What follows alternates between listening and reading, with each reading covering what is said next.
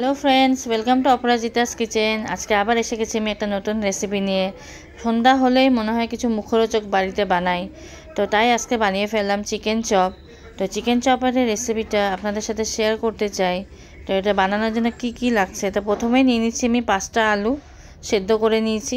তারপর নিয়েছি হলো বয়েল করে নিয়েছি চিকেন, এখানে উইথ বোন আর উইদাউট বোন দুটোই আছে। আর পেঁয়াজ আদা রসুন বাটা একটা বাটিতে করে নিয়েছি।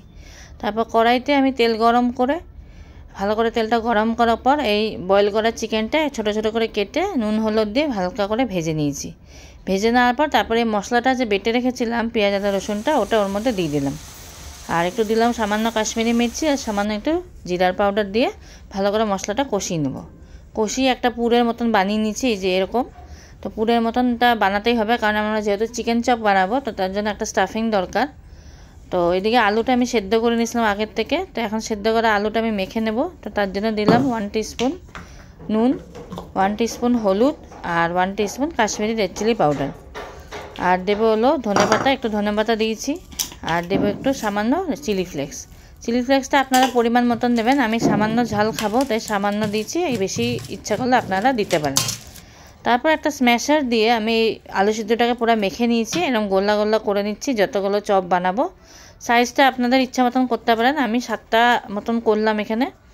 তারপর এটা হাতের নিচে এরকম করে ফেলে চিকেনের যে ছোটো স্টাফিংটা যে আমরা দেবো, পুরটা ওটা এরকম করে দিয়ে ভালো করে চিপে নেব। দিয়ে তারপর এরকম করে আলুটাকে একসাথে করে এরকম আবার গোল্লা গোল্লা করে পাকিয়ে নেব, চপের শেপে একটা করে নেব। তারপর এখানে বিস্কুটের গুঁড়ো একটা আমি রেডি করে রেখেছিলাম, রাস্কিট বিস্কুট যে পাওয়া যায়, ওই রাস্কিট বিস্কুটটা আমি মিক্সিতে পাউডার করে নিয়েছিলাম। দিয়ে ওর মধ্যে একটু কর্নফ্লাওয়ার আর সামান্য একটু চালের গুঁড়া দিয়ে একসাথে মিক্স করে এরকম করে চপটাকে কোট করে নিয়েছি বিস্কুটের গুঁড়া দিয়ে।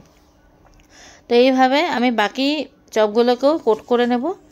চেষ্টা করবেন ডবল কোট করতে, ডবল কোট করলে চপগুলো বেশি ক্রিস্পি হবে। তো এইভাবে সবগুলোই আমি কোট করে নিয়েছি। কোট করে নিয়ে 1 ঘন্টা আমি ফ্রিজে রেখে দেবো। 1 ঘন্টা পর ফ্রিজের থেকে বের করে আমি একটা রিফাইন্ড অয়েল কড়াইতে দিয়ে ভালো করে গরম করে আমি চপগুলোকে ভাজতে বসিয়েছি। মনে রাখবেন তেলটা কিন্তু পুরো গরম হতে হবে, হালকা গরম হলে কিন্তু চপ ভেঙে যাবে। তো এইভাবে প্রথমে 3টা আমি ভেজে নিলাম, তারপর আবারও 2টা ভাজতে বসিয়েছি। তো আপনারা আশা করি বুঝতে পেরেছেন কিভাবে বাড়িতে চপ বানাতে হয়।